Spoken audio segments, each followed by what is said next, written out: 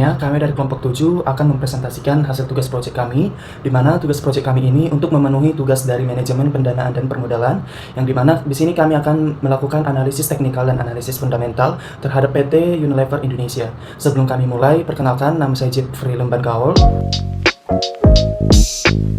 Nama saya Priyanka Kristin Sinambela. Nama saya Putri Nesa Alfa. Nama saya Hilda Nova Eliza Butar-Butar. Nama saya Prawira Wibawa Putagali. Nama saya Rifki Hasim Ananta. Selanjutnya di sini saya akan membahas mengenai latar belakang, rumusan masalah dan batasan masalah apa saja yang kami taruh di dalam makalah ini untuk melakukan proyek analisis fundamental dan analisis teknikal di PT Unilever Indonesia. Pertama di sini saya akan menjelaskan mengenai latar belakang. Investasi di pasar saham menjadi salah satu pilihan yang menarik bagi para investor untuk mengembangkan aset dan memperoleh keuntungan. Dalam mengambil keputusan investasi, diperlukan alat analisis yang tepat guna meminimalkan risiko dan memaksimalkan potensi keuangan. Dua metode yang umum digunakan dalam menganalisis saham adalah analisis teknikal dan analisis fundamental.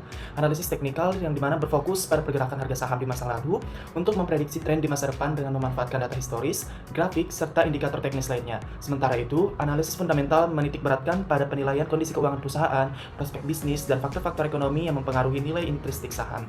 Kedua pendekatan ini memiliki peran penting dalam membantu investor membuat keputusan yang lebih terinformasi.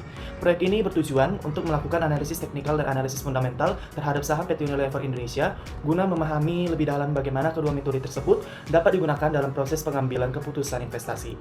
Kemudian di bagian rumusan masalah itu sendiri, ada perumusan masalah yang akan dijawab dalam proyek ini adalah sebagai berikut. Yang pertama, bagaimana sih kinerja saham PT Unilever Indonesia berdasarkan analisis teknikal? Kemudian, bagaimana kondisi fundamental PT Unilever Indonesia dan pengaruhnya terhadap nilai saham? Dan yang terakhir, untuk rumusan masalahnya, bagaimana hasil teknikal dan fundamental dapat digunakan sebagai dasar pengambilan keputusan investasi pada saham PT Unilever Indonesia. Selanjutnya, yang terakhir yang akan saya jelaskan di sini mengenai batasan masalah. Agar analisis yang dilakukan lebih terfokus dan terarah, terdapat beberapa batasan dalam proyek ini, yaitu yang pertama, analisis teknikal akan dibatasi pada penggunaan indikator-indikator tertentu seperti Moving Average, RSI atau dalam singkatannya Relative Strength Index, dan MACD atau yang kepanjangannya Moving Average Convergence Divergence. Kemudian yang kedua, analisis fundamental akan meliputi evaluasi laporan keuangan PT Unilever Indonesia, meliputi rasio keuangan, pertumbuhan pendapatan, serta faktor eksternal yang mempengaruhi kinerja perusahaan. Kemudian yang terakhir, periode analisis dibatasi pada data historis dalam kurun waktu 5 tahun terakhir. Dengan batasan ini, kelompok kami mengharapkan analisis yang dilakukan dapat lebih mendalam dan fokus pada aspek-aspek yang paling relevan dengan tujuan proyek.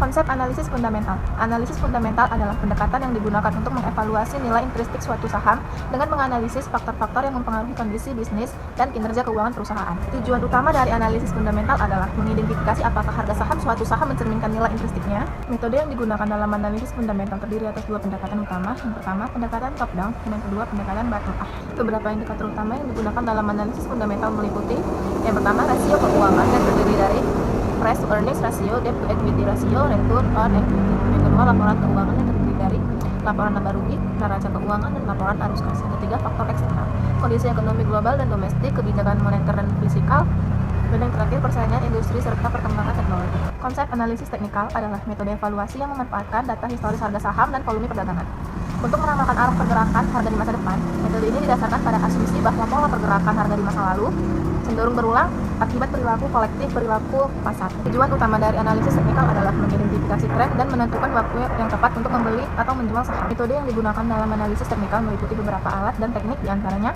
yang pertama, grafik harga atau price chart digunakan untuk memvisualisasikan pergerakan harga dalam periode tertentu. Yang kedua, pergerakan harga atau price patterns, pola seperti head and shoulders, double top, bottom, dan triangle digunakan untuk mengidentifikasi kemungkinan kelanjutan atau pembalikan tren. PT Unilever Indonesia Tbk adalah salah satu perusahaan terkemuka di industri barang konsumsi di Indonesia. Didirikan pada 5 Desember 1933 dengan nama Lever Fabricant N.V. Perusahaan ini kemudian berganti nama menjadi PT Unilever Indonesia pada tahun 1980. Sebelum akhirnya menjadi PT Unilever Indonesia Tbk pada tahun 1997.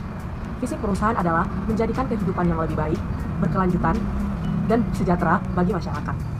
Dalam beberapa tahun terakhir, kinerja keuangan Unilever Indonesia menunjukkan dinamika yang signifikan. Berdasarkan laporan keuangan per 30 September 2024, ada beberapa indikator utama kinerja keuangan perusahaan. Yang pertama ada pendapatan. Pada kuartal 3 2024, pendapatan bersih mencapai 27,4 triliun, turun dibandingkan 30,5 triliun pada periode yang sama tahun sebelumnya. Kedua, ada laba bersih. Laba bersih pada periode ini adalah 3,01 triliun, turun dari 4,18 triliun pada kuartal 3 2023. Selanjutnya, ada total aset. Total aset per 30 September 2024 adalah 16,54 triliun, sedikit turun dari 16,66 triliun pada akhir 2023. Selanjutnya ada ekuitas. Ekuitas perusahaan meningkat menjadi 3,43 triliun dari 3,38 triliun pada Desember 2023. Ada pula beberapa rasio keuangan utama yang relevan.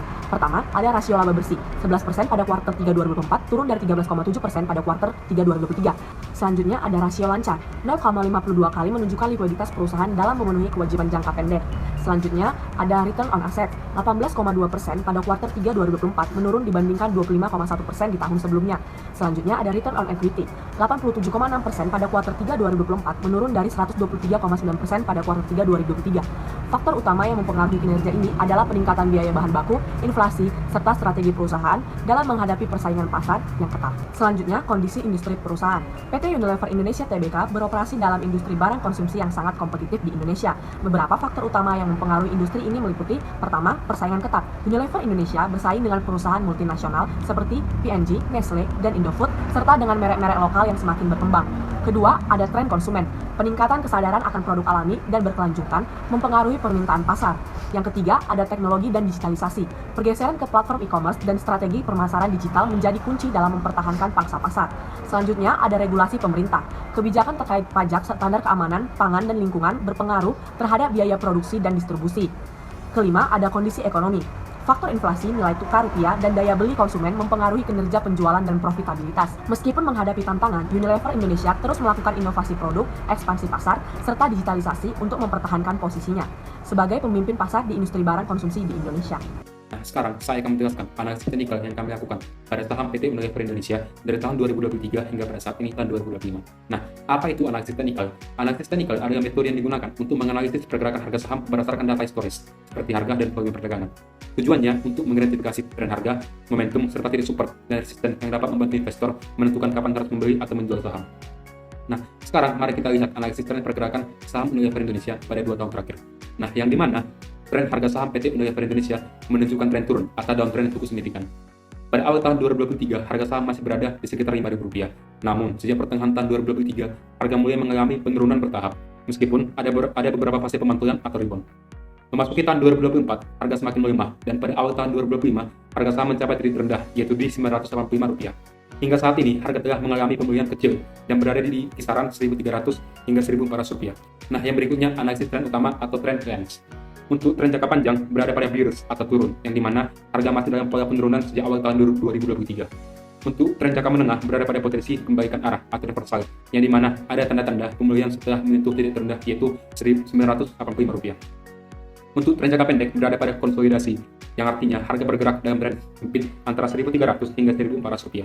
Nah, artinya saham masih dalam tren turun dalam jangka panjang, tetapi ada potensi kembalikan tren atau reversal jika harga mampu bertahan di atas resisten yaitu pada Rp1.400 hingga Rp1.500. Namun, jika saham menembus ke bawah Rp985, ini dapat menimbulkan risiko harga saham turun lebih dalam. Nah, yang berikutnya, indikator teknikal yang kami gunakan. Indikator teknikal yang kami gunakan yaitu yang pertama yaitu Relative Strength Index atau RSI. RSI adalah indikator momentum yang mengukur kekuatan pergerakan harga saham, yaitu apakah saham dalam kondisi jenuh beli, overbook, atau jenuh jual, oversold. Nah, untuk PT Unilever sendiri, RSI-nya berada di sekitar 49, yang berarti saham masih dalam kondisi netral. Yang berarti, belum ada indikasi saham akan mengalami kembalikan tren secara signifikan.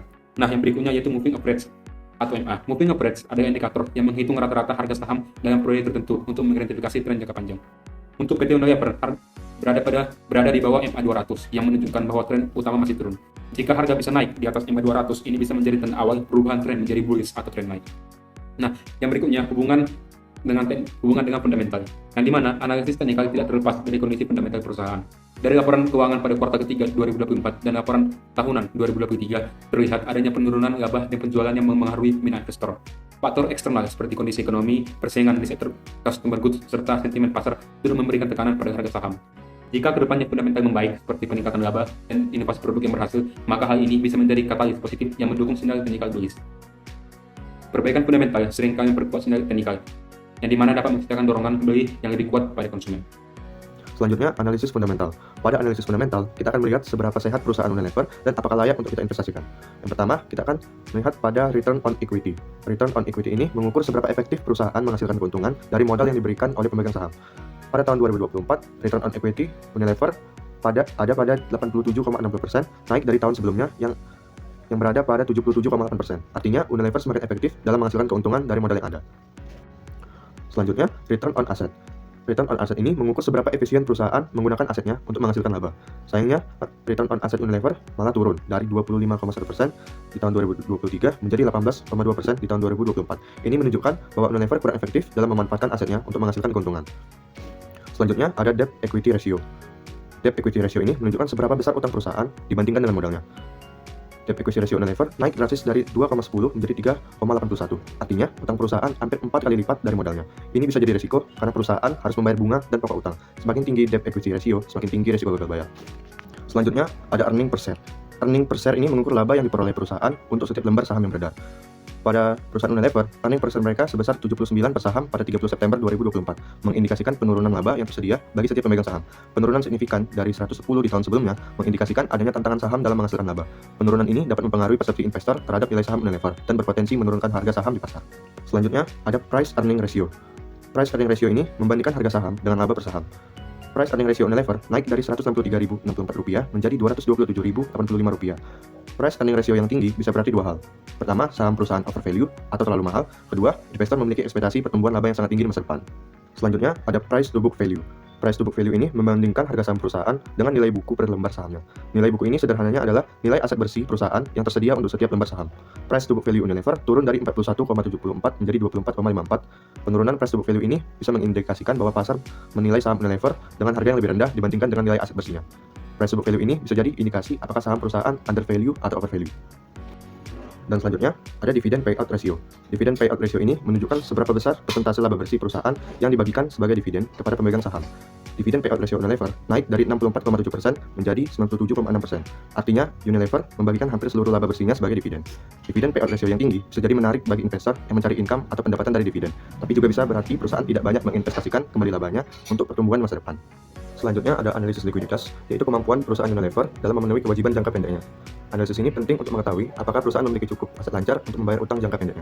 Pada analisis likuiditas, ada current ratio. Current ratio adalah salah satu indikator utama yang digunakan dalam analisis likuiditas. Pada 30 September 2024, current ratio Unilever adalah 0,52. Artinya perusahaan hanya memiliki Rp52 aset lancar untuk setiap Rp100 kewajiban jangka pendek. Sebagai perbandingan, pada 30 September 2023, current ratio-nya adalah 0,68. Penurunan dari 0,68 menjadi 0,52 menunjukkan bahwa kemampuan perusahaan untuk memenuhi kewajiban jangka pendeknya semakin menurun. Penurunan ini disebabkan oleh berkurangnya kas dan setara kas atau piutang usaha yang belum tertagih. Selanjutnya ada analisis efisiensi operasional. Analisis ini bertujuan untuk mengevaluasi sejauh mana perusahaan Unilever mampu memanfaatkan asetnya secara optimal untuk menghasilkan penjualan. Pada analisis ini ada aset turnover ratio. Aset ini mengukur efektivitas perusahaan dalam menggunakan asetnya untuk menghasilkan pendapatan. 30 September 2024, aset turnover ratio Unilever adalah 1,66. Artinya setiap rupiah aset menghasilkan 1,66 penjualan. Sebagai perbandingan pada tahun sebelumnya, 30 September 2023, rasio ini adalah 1,83, menunjukkan bahwa efisiensi penggunaan aset mengalami penurunan. Penurunan ini bisa disebabkan oleh berkurangnya permintaan pasar atau persaingan yang semakin dekat. Yang pertama dari analisis teknikal, saham Unilever masih menunjukkan tren penurunan atau downtrend sejak awal 2023. Harga saham saat ini bergerak dalam channel bearish dengan level support di 985 dan area resisten di kisaran 1400 sampai 1500 IDR. Harga saham juga masih bergerak di bawah MA50 dan MA200. Yang kedua dari analisis fundamental, meskipun return on equity atau ROE meningkat 77,8% pada 2023 menjadi 87,6% pada 2024, hal ini tidak diikuti oleh peningkatan aset. Return on asset atau ROA justru mengalami penurunan.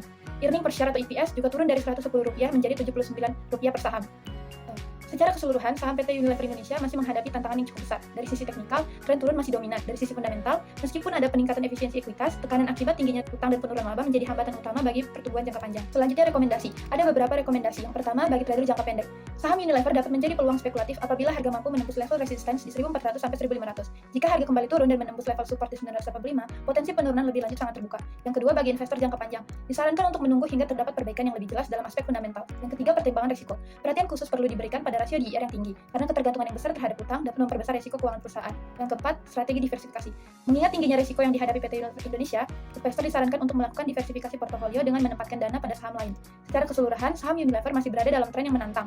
Bagi trader, saham ini dapat menjadi peluang spekulatif dalam jangka pendek. Sementara bagi investor jangka panjang, disarankan untuk menunggu konfirmasi perbaikan kinerja sebelum mengambil keputusan investasi.